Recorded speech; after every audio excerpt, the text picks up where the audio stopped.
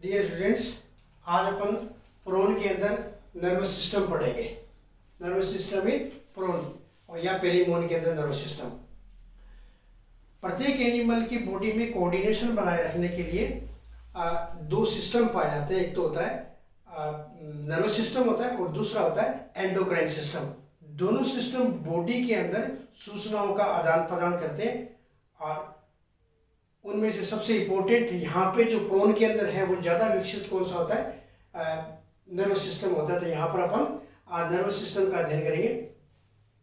यहाँ पर अपन ने ये एक डायग्राम बना रखा है। इस डायग्राम को देखने से आपको पता चल रहा होगा कि ये वाला जो पोर्शन है वो सिफेलोथोरेक्स है और ये वाला पोर्शन है वो एब्डोमेन है, और बीच के अंदर अपन ने ये जो रेड कलर का दिखा रखा है वो सेंट्रल नर्वस सिस्टम भी है और पेरिफेरल नर्वस सिस्टम भी है। एक एक चीज को लेते हैं। यहां पर प्रोन के अंदर तीनों प्रकार के नर्वस सिस्टम पाए जाते हैं: central nervous system, peripheral nervous system और सिंपैथेटिक नर्वस सिस्टम। सबसे पहले जानते हैं central nervous system. Central nervous system में ये चार पार्ट होते हैं: ब्रेन और a pair of oesophageal ganglia. Second आता है pair of circum oesophageal commissure. Third आता है वेंट्रल थोरेसिक गैंग्लियोनिक मास और चौथा आता है वेंट्रल नर्व कॉर्ड। यहां पर अपन डायग्राम में समझने की कोशिश करते हैं। ये यहां पर अपन ने ब्रेन दिखा रखा है। अब इस ब्रेन की पोजीशन क्या है? ये बाइलोब्ड स्ट्रक्चर होती है, द्विपालित संरचना होती है, और इसका दूसरा नाम क्या है? A pair of oesophageal ganglion. Actual में ये जो ब्रेन होता है वो दो गैंग्लियन होते हैं, इसोफेजियल गैंग्लियन होते हैं। एक्चुअल में वो इसोफेगस के ऊपर पाया जाता है, पोजीशन इनकी ये होती है, इसलिए इनका नाम क्या दिया गया है? Oesophageal ganglion. तो ये दो होते हैं, ये दोनों फ्यूज होते हैं, वही क्या कहलाता है? ब्रेन कहलाता है। तो दो होते हैं, ये दो इसोफेजियल गैंग्लियन, बाइलोब्ड संरचना बनती है। रोस्ट्रम, ये यहाँ वाला पोर्शन आगे का रोस्ट्रम होता है, तो रोस्ट्रम के ये बेस के ऊपर है और इसोफेगस के एंटीरियर साइड में पाया जाता है। ये है ब्रेन। ब्रेन के बाद में जो सेकेंड पोर्शन आता है वो क्या है? A pair of circum oesophageal commissure. देखिए, ब्रेन से निकलने वाली ये जो दो स्टाउट नर्व दिखाई दे रही है, दो नर्व होती है, मजबूत नर्व होती है, जो ब्रेन के पीछे वाले पोर्शन से निकलती है और बैकवर्डली यानी डाउनवर्डली मूवमेंट करती है और नीचे आकर के ये दोनों की दोनों कमीश्योर जो है वो यहां आकर के जुड़ती है और यहां पर होता है एक सब इसोफेजियल गैंग्लिया। वैसे ये पूरी संरचना क्या है? Ventral thoracic ganglionic mass. But इस वेंट्रल थोरेसिक गैंग्लियोनिक मास में 11 सेगमेंट होते हैं, तो लेकिन ऊपर वाला जो गैंग्लियन होता है वो क्या कहलाता है? सब इसोफेजियल गैंग्लियन। तो कहने का मतलब है कि ये जो सर्कम इसोफेजियल कमीश्योर है वो ब्रेन के नीचे वाले पोर्शन से निकल करके और यहाँ आकर के मिलती है किसमें? सब इसोफेजियल गैंग्लियन में। और सब इसोफेजियल गैंग्लियन क्या है? इस वेंट्रल थोरेसिक गैंग्लियोनिक मास का एक पार्ट होता है। ये दोनों की दोनों नर्व जब सब इसोफेजियल गैंग्लियन से आकर के मिलती है उससे पहले दोनों आपस में जुड़ी रहती है, एक ट्रांसवर्स कनेक्टिव के द्वारा आपस में जुड़ी हुई है। इस सर्कम इसोफेजियल कमीश्योर के ऊपर देखिए दो गैंग्लियन है। यहाँ पे देखिए कमीश्योरल गैंग्लियन लिख रखा अपने, तो यहाँ पर दो गैंग्लियन है, कमीश्योरल गैंग्लियन इसके ऊपर पाए जाते हैं। तो ये सेंट्रल नर्वस सिस्टम का पार्ट है। ब्रेन हो गया, सर्कम इसोफेजियल कमीश्योर हो गई। थर्ड आता है वेंट्रल थोरेसिक गैंग्लियोनिक मास। ये देखिए, ये वेंट्रल थोरेसिक गैंग्लियोनिक मास है। एक्चुअल में क्या है? यहाँ पर खूब सारे गैंग्लियन होते हैं। सिफेलोथोरेक्स में यहाँ पर 11 गैंग्लियन होते हैं, वो आपस में फ्यूज हो जाते हैं और एक बड़ा सारा गैंग्लियन बनाते हैं। उसी का नाम क्या है? वेंट्रल थोरेसिक गैंग्लियोनिक मास। सारे के सारे गैंग्लियन है वो जुड़ गए यहाँ पे। और इसके वेंट्रल थोरेसिक गैंग्लियोनिक मास के बीच में अपन एक छिद्र दिखाया है। उस छिद्र से स्टर्नल आर्टरी, जो अपन ने सर्कुलेटरी सिस्टम में पढ़ा था, वो स्टर्नल आर्टरी इस छेद में से होकर के बाहर निकलती है। तो यहाँ पर ये एक अपन ने खाली स्पेस दिखाया था। चौथा आता है ventral nerve cord. Ventral nerve cord क्या है?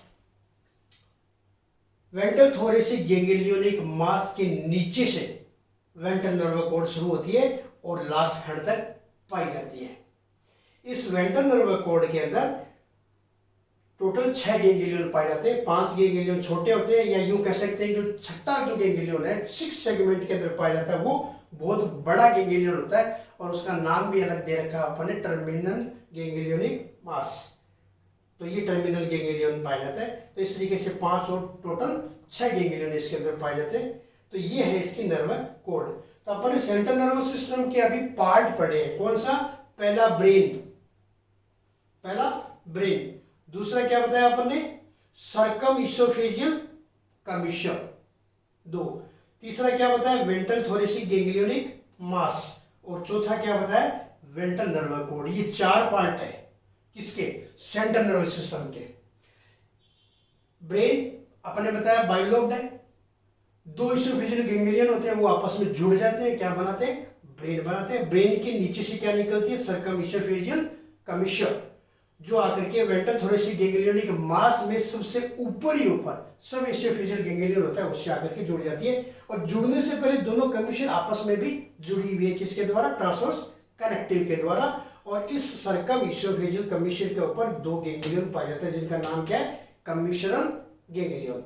उसके बाद में आता है वेंट्रल थोरेसिक गैंग्लियोनिक मास, 11 गैंग्लियन होते हैं यहाँ पे, और वो जुड़ करके क्या बनाते हैं? एक बड़ा गैंग्लियन। फिर चौथा पार्ट आता होता है वेंट्रल नर्व कोड, और वेंट्रल नर्व कोड के अंदर 6 गैंग्लियन पाए जाते हैं, जिसमें छठा गैंग्लियन है वो सबसे बड़ा होता है। तो ये है सेंट्रल नर्वस सिस्टम।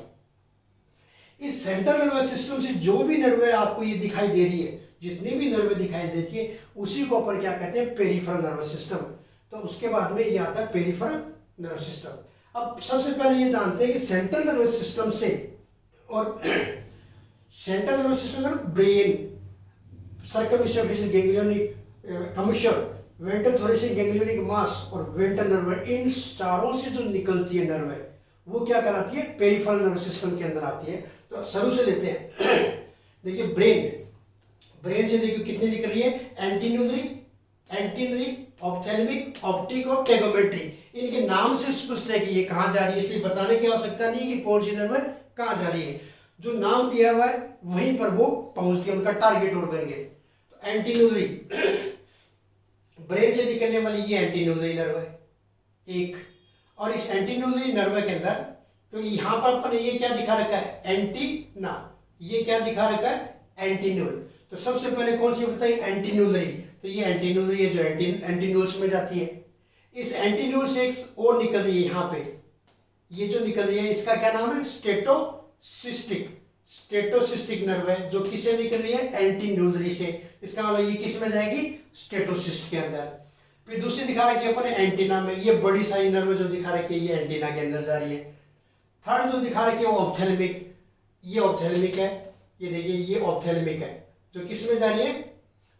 ऑप्थेल्मिक, यहां पर दिखा रखी है अपन, ये ऑप्थेल्मिक है। ये ऑप्थेल्मिक जाती है आई की मसल्स को, ऑप्थेल्मिक आई की मसल्स को जा रही है। फिर अपन दिखा है ऑप्टिक, ये आंख दिखा रखी है इसकी कंपाउंड आई के अंदर जाती है, वो क्या कहलाती है? ऑप्टिक नर्व है। और लास्ट में अपन ने दिखा रखा है टेगोमेट्री, ये वाली टेगोमेट्री जो यहाँ की त्वचा को जाती है। तो ब्रेन से निकलने वाली ये 5 नर्व है जो अपन ने यहाँ पे इसका जिक्र किया। उसके बाद में लेते हैं सर्कम इसोफेजियल कमीशन, इसको एक बार अपन छोड़ देते हैं। थर्ड लेते हैं वेंट्रल थोरेसिक गैंग्लियोनिक मास। अब वेंट्रल थोरेसिक गैंग्लियोनिक मास से कौन कौन सी निकलती है? 1 2 3 4 5 6 और 5 ये लेग में जाती है, तो टोटल 11 है। क्योंकि यहाँ पर अपन ने क्या बताया?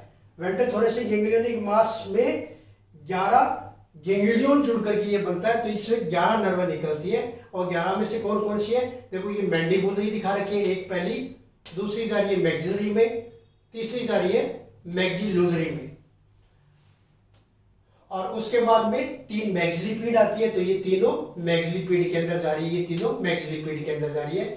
ये जा रही है मैंडिबल्स में, उसके बाद में ये मैक्सिलरी में, मैक्सिलुला में, और उसके बाद में ये तीनों की तीनों किस में जा रही है?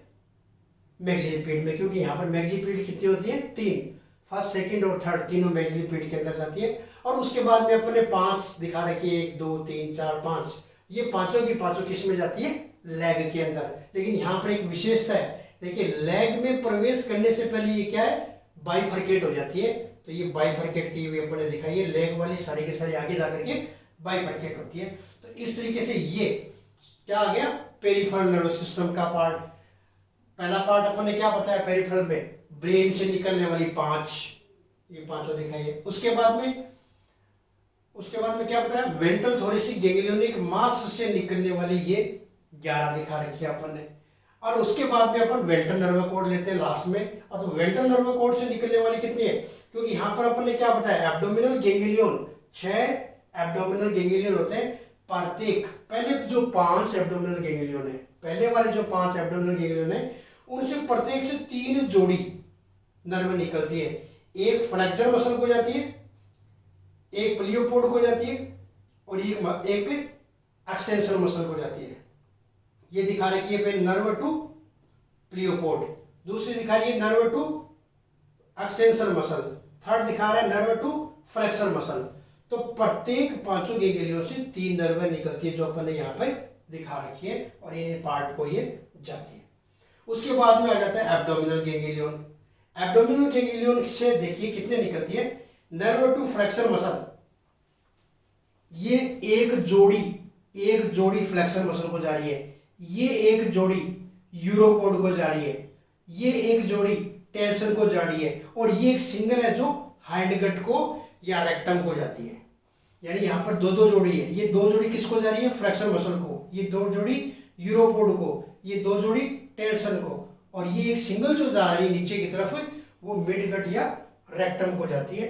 तो इस तरीके से ये सारा का सारा पेरिफेरल नर्वस सिस्टम है। अपन ने यहाँ पर भी शो कर रखा है। पेरिफेरल नर्वस सिस्टम में अपन ने 11 तो ये दिखा रखी है, और उसके बाद में एब्डोमिनल वाला पार्ट है उसमें से अपन ने ये यहाँ पे दिखा रखी है, प्लियोपोड को, फ्लेक्सर मसल को, एक्सटेंशन मसल्स को, और उसके बाद में जो लास्ट वाला बड़ा है सेगमेंट, उससे किसको जा रही है, 2 फ्लेक्सर को, 2 यूरोपोड को, 2 टेंशन को, और एक है हाइंडगट को जाती है। तो इस प्रकार से इसके अंदर ये पेरिफेरल नर्वस सिस्टम है। उसके बाद में आता है sympathetic nervous system, autonomous nervous system. इस ऑटोनॉमस सिस्टम में क्या होता है, 2 विसरल गैंग्लियन होते हैं। देखिए ये क्या है, सर्कम इसोफेजियल कमीशन। इस सर्कम इसोफेजियल कमीशन के ऊपर देखिए एक तो ये और एक ये 2 क्या दिखा रखे अपन ने, विसरल गैंग्लियन, विसरल गैंग्लियन। इसमें से जो नीचे वाला गैंग्लियन है उससे क्या है, 2 नर्व निकलती है। ये देखिए यहाँ पर 2 नर्व दिखा रखी है अपन ने, एक तो जाती है इसोफेगस को और एक जाती है कार्डियक स्टमक को। तो ये इसका सिंपैथेटिक नर्वस सिस्टम है। तो इस प्रकार से इसमें तीनों प्रकार के तंत्रिका तंत्र अपन ने बताया, central nervous system, peripheral nervous system और sympathetic nervous system. Central nervous system के अपन ने पार्ट कौन सा बताया, brain, circum oesophageal commission, ventral thoracic ganglionic mass और वेंट्रल नर्व कॉर्ड। ये आ गया सेंट्रल नर्वस सिस्टम में। और सेंट्रल नर्वस सिस्टम से जो नर्व निकलती है वो कौन सी होती है, पेरिफेरल नर्वस सिस्टम। तो पेरिफेरल नर्वस सिस्टम में अपन ने क्या होता है, ब्रेन से निकलने वाली 5 बताई है, एंटीन्यूरी, एंटेनरी, ऑप्थेल्मिक, ऑप्टिक और टेगोमेट्री। इसके अलावा वेंट्रल थोरेसिक गैंग्लियोनिक मास से निकलने वाली कितनी है, 11, मैंडिबुलरी, मैक्सिलरी, मैक्सिलुलरी, नर्व टू 3 मैग्लिपिड, 3 मैग्लिपिड होती है, तीनों मैग्लिपिड को जाती है, और ये 5 जोड़ी किसको जाती है, टांगों को। इसी प्रकार से ये क्या है, नर्व कोड। नर्व कोड के अंदर गैंग्लियन, प्रत्येक गैंग्लियन से कितनी निकलती है, 3 जोड़ी, ठीक है। और जो लास्ट वाला जो बड़ा सेगमेंट है, जो बड़ा गैंग्लियन है, उससे किसको जाती है, फ्लेक्सर मसल को, 2 यूरोपोड को, 2 टेंशन को और एक हाइंडगट को। और सिंपैथेटिक नर्वस सिस्टम में मैंने बताया कि ये इसमें 2 क्या पाए जाते हैं, विसरल गैंग्लियन, 2 विसरल गैंग्लियन, और नीचे वाला जो विसरल गैंग्लियन से 2 नर्व निकलती है, एक इसोफेगस को जाती है और एक है कार्डियक स्टमक को। इस प्रकार से ये प्रोन के अंदर नर्वस सिस्टम है वो कंप्लीट होता है। थैंक्स।